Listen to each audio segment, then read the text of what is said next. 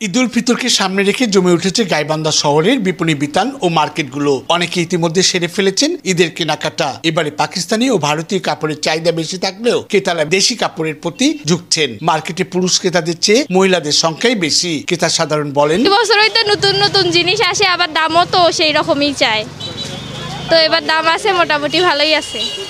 এই কেনাকাটা তো করলাম মোটামুটি অনেক, তো দাম একটু তুলনামূলক বেশি মনে হচ্ছে, তারপরও তো কিনতে হবে যে তুই এই।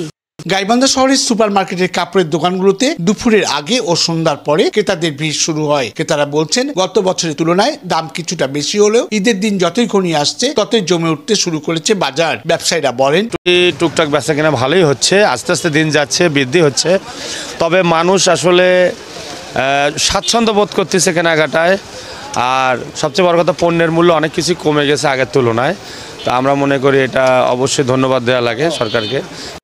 এবারে ভারতীয় কাপড়গুলোকে পিছনে ফেলে বাজার দখল করেছে দেশীয় সুতি কাপড়। গরমের কারণে দেশি সুতি থ্রি পিস গুলো সবার পছন্দ ও বিক্রির শীর্ষে রয়েছে। সমানতালে বিক্রি হচ্ছে ইন্ডিয়ান গাউন ও কাজ করা লং ফ্রক। এছাড়া শিশুদের হরেক রকম পোশাকও বিক্রি হচ্ছে বেশি। তবে শিশুদের পোশাকের দাম অপেক্ষাকৃত বেশি। এছাড়া জিন্স প্যান্ট, গ্যাবারিন প্যান্টের পাশাপাশি colour shirt, full shirt, check shirt ও এক কালার শার্ট রয়েছে পছন্দের তালিকায়। টপ, স্কার্ট, ফ্রকও রয়েছে ছোটদের পছন্দের তালিকায়। হরেক রকমের বর্ণালীর পাঞ্জাবির চাহিদার এবার সর্বাধিক। এক রঙের বা সাদা পাঞ্জাবির দিকে নজরই দিচ্ছে না ক্রেতারা। জুতোর দোকানগুলোতে ভিড় বাড়তে শুরু করেছে। Gaibandha chamber of commerce and industry senior সহসভাপতি তহিদুল ইসলাম মিনন বলেন, আইন শৃঙ্খলা মিটিংয়ে ছিলাম। গত 9 তারিখেও আইন শৃঙ্খলা মিটিংয়ে ছিলাম।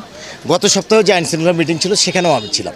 আমি ডিসি সাহেবকে, ডিসি মহোদয়কে এবং এসপি মহোদয়কে সরাসরি বলেছি যে এরকম ব্যাপার, আমাদের গাইবান্ধায় ব্যবসায়ীরা রাত বিরাত বাসায় ফিরে তাদের নিরাপত্তার পর্যাপ্ত ব্যবস্থা করতে হবে।